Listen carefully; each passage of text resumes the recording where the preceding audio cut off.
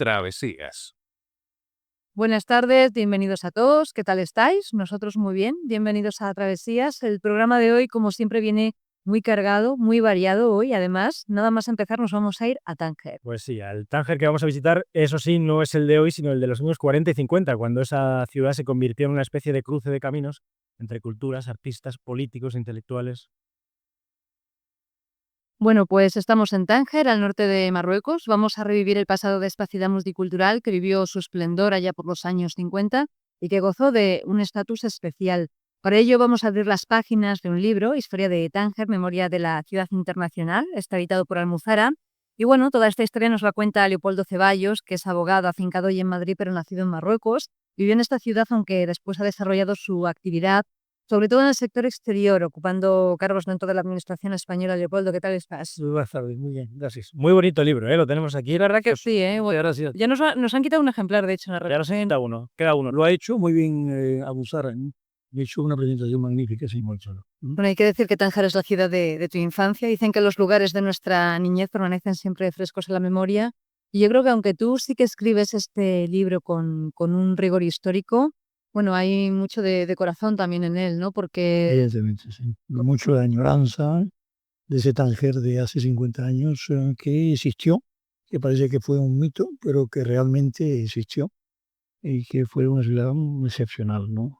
Sí, que ha sido comentada de una forma pues positiva, negativa, se ha creado eh, ideas contradictorias sobre una ciudad que en todo caso era excepcional. ¿cómo recuerdas tu niñez tú en... Ahora vamos al libro, pero ¿cómo recuerdas tu niñez allí? Pues realmente como un ser privilegiado, ¿no? Vivíamos en una ciudad y casi, no sé, idílica, en donde gente de toda etnia, de todas etnias, de religiones, em, nacionalidades, Sí, culturas. culturas, Una mezcla tremenda. teníamos una relación magnífica. Yo creo que Tánger se puede definir como el equilibrio, ¿no? En aquel entonces existía un equilibrio total entre todos estos grupos sociales que mencionábamos. Decía Antonio antes fuera del micrófono, dice, Tánger casi era un experimento y es que era casi un caso único, ¿no? Era algo muy peculiar. Yo creo que sí, yo creo que más en el libro indicó que existen una serie de países o de ciudades-estados como Tánger, como puede ser el caso de Alejandría, de Shanghái, no sé, el Líbano, que podían ser similares, podrían ser más o menos comparados con Tánger, pero no tenían las características políticas, sociales, financieras, comerciales que concurrían en Tánger. Y si a todo ello se le especia con ese mito del contrabando, del espionaje, del cierto libertinaje que existía en Tánger, cosas que están ciertas, pues da lugar a una ciudad totalmente excepcional. Además tiene todos los rasgos que hacen que una ciudad sea interesante, ¿no? Esa cosa de que no sea de nadie, por ejemplo, lo que Totalmente. es ciudad de puerto, ciudad de diferentes países que la dominan o creen dominarla, al final no es de nadie, tú llegas y es... Completamente de acuerdo, es una especie de ciudad de conexión de África y de Marruecos con Europa. Una ciudad, como has dicho muy bien, que no pertenece a nadie. Estaba gobernada, estaba dirigida por 8 países. Había una asamblea legislativa en la que concurrían 24 personas de 8 o 9 nacionalidades. Un tribunal de mixto en el que trabajaban jueces y abogados. Yo creo que llegaron a ser de 10 o 12 nacionalidades. Donde circulaba la peseta que España no era convertible en Tánger, tenía libre circulación, estaba el franco francés, la libra esterlina. ¿Le todas las monedas? Todas las monedas. Hombre, las dos monedas oficiales en Tánger eran, durante la mayor parte del régimen internacional, fueron el franco marroquí y la peseta, ¿no? Pero ahí existían unas oficinas de cambio, existían unos que llamamos cambistas, que tenían simplemente un pupitre en la calle de por ahí, por el Soco Chico, donde cambiaban. Cuando llegaba un señor con dólares, los cambiaban por pesetas, por francos, por libras, y todo completamente libre. Y además se importaba también libremente el oro. Tánger fue durante bastantes años una ciudad que contaba con depósitos de oro realmente importantes, ¿no? Yo quiero que nos hables un poco de la historia de la ciudad, ¿no? Bueno, pues es quizá uno de los momentos importantes es la conferencia de Algeciras, ¿no? Ahí se establece. Quiero que nos hables un poco pues, de esa importancia estratégica que tenía Tánger, qué interés despertaba la ciudad y lo que supuso ese estatus hasta que, bueno, se anexionó Marruecos allá en el año 60, creo. De una forma telegráfica se podría decir que Tánger, por ejemplo, había sido muy importante para los españoles, los portugueses, los ingleses, por supuesto los árabes y los iniciales, los bereberes, los fenicios, ¿no? Y que siempre había sido deseada por una serie de países. Pero yo creo que lo definitivo de Tánger fue cuando, a finales del siglo XVIII, Mohamed III la designa como capital diplomática de Marruecos. Y así estuvo hasta prácticamente unos años después de la conferencia de Algeciras, donde vivían los cónsules que representaban a los países que tenían relaciones con Marruecos. Pero toda esa capital diplomática no estaba en Mequinez, Fez o Marrakech, que eran las ciudades en sus momentos distintos de Marruecos, sino que estaban en Tánger, que es lo que decíamos antes, el lugar de conexión más fácil entre Marruecos y España. A partir del año 1906, con la conferencia de Algeciras, por una serie de vicisitudes, sería muy largo de explicar, se llega a la neutralidad prácticamente de Tánger. Se llega por una parte, lo más importante de todos, a la división de Marruecos, posteriormente en el protectorado francés, el español, y a la neutralidad de Tánger, que se consolida con el Estatuto de 1923 y que queda en manos de, queda como una ciudad-estado cuyo monarca es el sultán de Marruecos, representado por el Mendú, y gobernado comité ejecutivo, un comité de control compuesto por 8 países, por los cónsules. Pero económicamente, bueno, no tenía nada que ver con el resto de Marruecos, supongo, ¿no? O socialmente, ¿no? Era como un núcleo mucho más desarrollado, ¿no? Desde todo el punto de vista incluso cultural, ¿o qué? Sí, porque volvemos otra vez al tema de conexión. Durante muchísimo tiempo, Tánger, el puerto de Tánger fue el puerto más importante de Marruecos. El 20 o el 25% de las mercancías que pasaban desde Marruecos al exterior, del exterior a Marruecos, utilizaban el puerto de Tánger. Por otra parte, empezaron a venir una cantidad considerable de exiliados que se fueron creando un grupo de gente importante. ¿De dónde llegaban los exiliados? Pues empezaron a llegar, bueno, a finales del siglo XIX de España. De España fundamentalmente, más que exiliados, eran gente pobre que no tenían trabajo en España y que se iban a trabajar ahí a Marruecos, ¿no? Luego, posteriormente, empezaron los rusos blancos, los primeros antes de la Revolución de Octubre, luego posteriormente judíos que se escapaban de los regímenes austriaco, alemán. Posteriormente, pues fueron muchos españoles también, españoles que huían de un lado o de otro. Posteriormente fueron los franceses. Todo eso dio lugar a ese mundo también del espionaje, es decir, intereses contrapuestos. Creó ese mundo muy especial del espionaje, unos que defendían por ejemplo, a la Francia de Vichy, otros que defendían a la Francia a la Francia de Gaulle,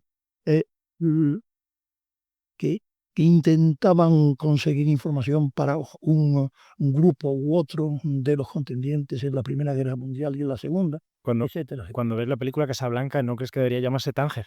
Totalmente. Yo cuando fui a Tánger dije, estoy llegando a la película de Casablanca. O sea, Y eso que en Casablanca no se ve la ciudad, porque es todo el rato. no pasa, se vive ese... El ambiente. El bar es el Vinza. Tú has visto el Hotel Vinza. Ahí hay un bar que me parece que se llama el Bar del Caid, que es el bar justamente dentro de Boga, el bar de ritmo. Sí. Pero tienes completamente razón. Es decir, en Casablanca no podía transcurrir la trama de esa película, solamente podía ocurrir en Tánger. Entonces yo creo que se hizo basándose en el régimen especial de Tánger. Lo que pasa es que todo esto se ocurría en los años 40, 45, cuando Tánger estaba ocupado por los españoles, que a lo mejor no era comercial llamarlo Tánger, sino más bien Casablanca. Además coincidió con el desembarco norteamericano, o mejor dicho, de las fuerzas armadas aliadas, mejor dicho, sí, en el año 40-42 también allí en el norte de África. Sí, pero tienes completamente... De hecho, Humphrey Bogart, cuando dice que ha luchado contra Franco, claro, no podían haberlo eso. Exactamente, además eso se cortó, eso se cambió.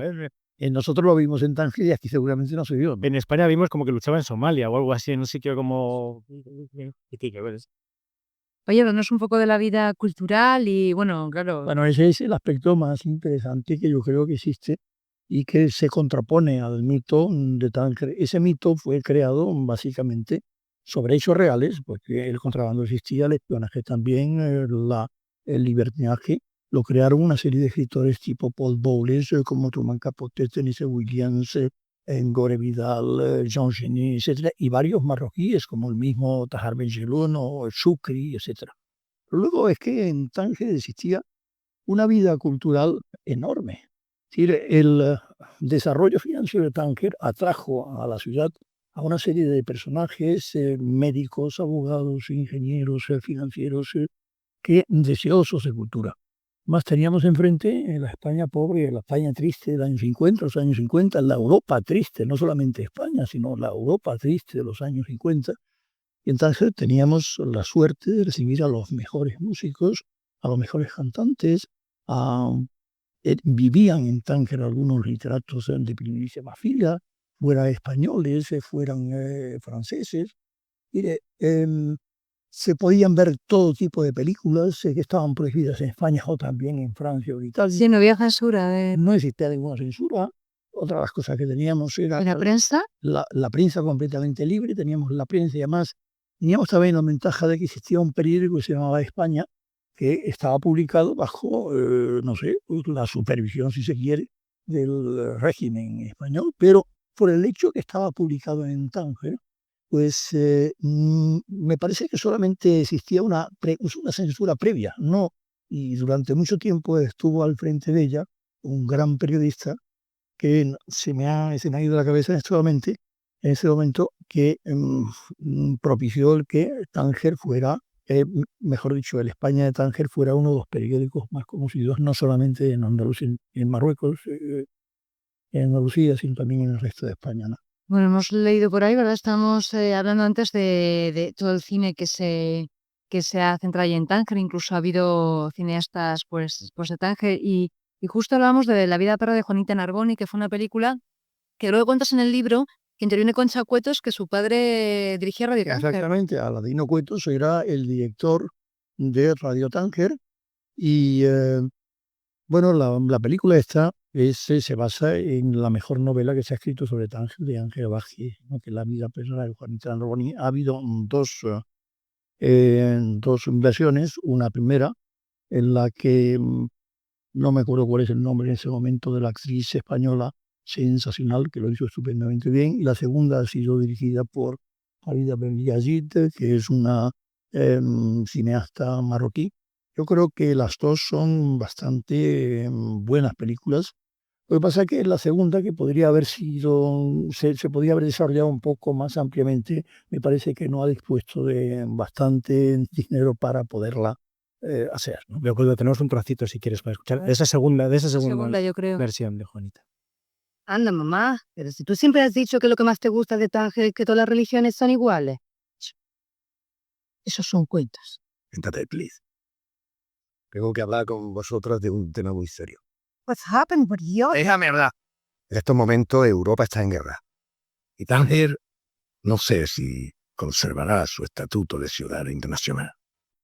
Pues esto era un poco, ¿no? Lo que... Parece un poco, Germán. ese acento que tienes es muy curioso, porque el acento que pone el actor es muy parecido a los andaluces, que son los tangerinos. Que claro, los tangerinos tenemos un acento que es como el canario, o como a mí me confundo muchas veces con los canarios, con los sudamericanos. Yo cuando he ido por Iberoamérica, pues han pensado que podía ser peruano o chileno, porque tengo un acento muy, muy de por allá, ¿no?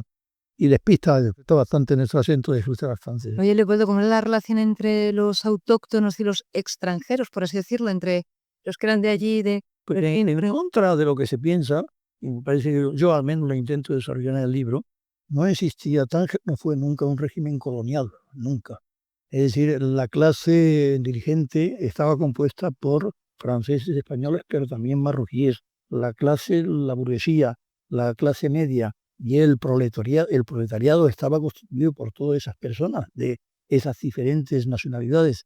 Si el marroquí nunca estuvo, eso lo dice un antiguo embajador marroquí, Benuna, decía que en Tánger no existía esa distinción o esa separación que ocurrió en el protectorado español y el protectorado francés. Teníamos una relación excelente entre marroquíes, o mejor dicho, musulmanes, porque los marroquíes podían ser musulmanes o judíos, luego los españoles, los franceses, teníamos una relación excelente y todo eso gracias a la existencia de unos centros culturales extraordinarios en Tánger, como el Liceo Francés, el Instituto Español, que hace muy poco tiempo se ha celebrado el 60 aniversario de su creación, las instituciones italianas, la Escuela Americana, etcétera. Todo ello, pues, permitía además que asistiéramos los judíos asistieran a las fiestas cristianas, los cristianos a las musulmanas, nos divertísemos juntos en Pero Navidad. es que pasar en grande, ¿eh? Sí, de verdad que sí.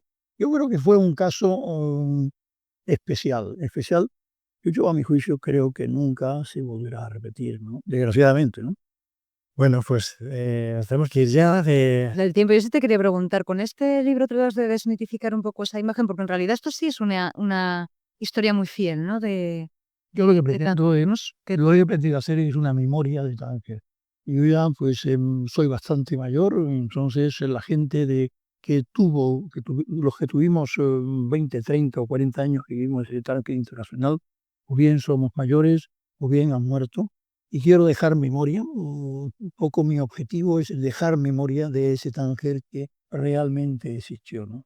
Pues recomendamos que lean estas memorias, si puede ser en el Café Haifa, ahí en Tánger, que es una ladera donde se ve el fin del mundo griego, ¿no? Delicioso, y donde además ponen unos... Editorial Almozara, hay que decir, ¿eh? Si queréis almorzar, lo buscáis, pero Tánger, memoria de la ciudad internacional. Gracias, Loco Lucas. Muchísimas gracias, muchas gracias. Chao.